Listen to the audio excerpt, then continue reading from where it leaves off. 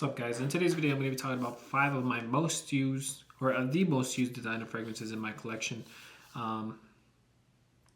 This one's going to be interesting. There's a lot of redundancy, and I didn't realize, I guess I kind of realized I don't really use too many designer fragrances, but when I do, these are my go-tos, and I'll also let you guys know why. So we're going to go ahead and go with the number 5 spot. Number 5 spot is going to be Dior Intense. This one I tend to wear more for like professional occasions.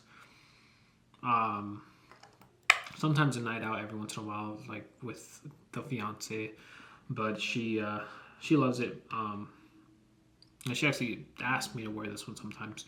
So, this would be the fragrance of choice. If there's a fragrance in particular she wants me to wear, sometimes it's this one. Next is another one that's easy to wear for work. It's just an easy wear. It's going to be Dior Sport. So this is going to be the fourth, at the number 4 spot. Another pretty big dent on there. When I just don't really care about wearing something, I just want to wear something light, something easy to wear, I always reach for Dior Sport. With how much I wear this one, I'm thinking about getting the Dior 2020 again, just to have, the different versions of pretty much this DNA, just because I think the Dior 2020 and the Dior Sport smell very similar. But with how much I wear this one, I'm contemplating picking up the 2020 again, just to be able to have some variety within these two fragrances. I tend to pick it up all the time for work. Next, this is a fragrance that my fiance loves. She's the one that loves this one the most. This is her favorite fragrance, so I tend to reach for it just for her. I could care not to, I could pretty much care less about it, but it's Valentino Born in Roma Rockstud Noir. So it's a very lavender heavy fragrance. It's like a very lavender sweet fragrance. It doesn't really smell like any other of the designers that are out there. Probably the closest designer it smells to is I think it's Ralph's Club. It's that black bottle, Ralph's Club, not Elixir. I think it's Parfum. That's pretty much smells identical to this. But she loves this one. I also got a Valentino Born in Roma, the Eau de Toilette, the regular one. She also loves it. Getting close to, she might love that one more than she loves this one right now. But she doesn't love her Valentino fragrances. So yeah, this is going to be at the number 3 spot. You can't really see the dent, but the dent is like about here, maybe halfway, like right there, halfway down. But like I said, pretty much just wear this one for her. It smells nice, just doesn't really, it's not too interesting. Let's just say that.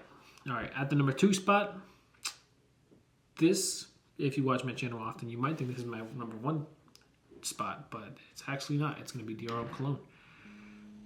Another easy to wear fragrance. I just, if I want easy to wear, I either reach for a Dior fragrance, like one of the Dior fragrances, or one of the Creed fragrances that I own.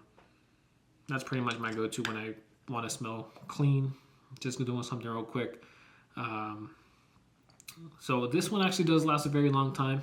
A lot of reviewers say that Dior Cologne is pretty much lemonade. You spray it on yourself and it's, it doesn't last too long. But on me, at least, 8+ hours. Like, I smell this all the time.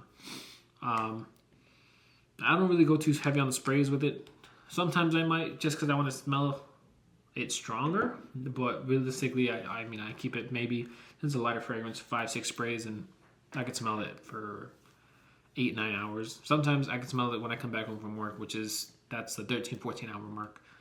And at the number 1 spot, it's going to be one that you may not have expected. This is a fragrance that I used to own. I hated it. I picked it back up, and now it's pretty much my travel fragrance. It's Gucci Guilty Eau de Parfum. Gucci Guilty Pour Homme Eau de Parfum. So this bottle, going off the weight or whatever, it's probably like halfway.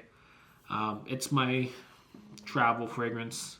I traveled a lot for work last year, so I was just pretty much, it's easy to wear, professional, you know, easy to have in the bag, small bottle, slim bottle. So this was like my pretty much the. It's also not a glass bottle. So I didn't really care about having it in my bag. I didn't think it was gonna break or anything. So yeah. Like I said, I did used to have this fragrance. I had it. It was actually one of the first fragrances when I started collecting fragrances that I owned. My fiance loved it. I wasn't too big of a fan at the time. I actually thought it was very cloying to wear. Anyways, I picked it back up. I sold it, ended up picking it back up just for her, and now I actually really do enjoy it.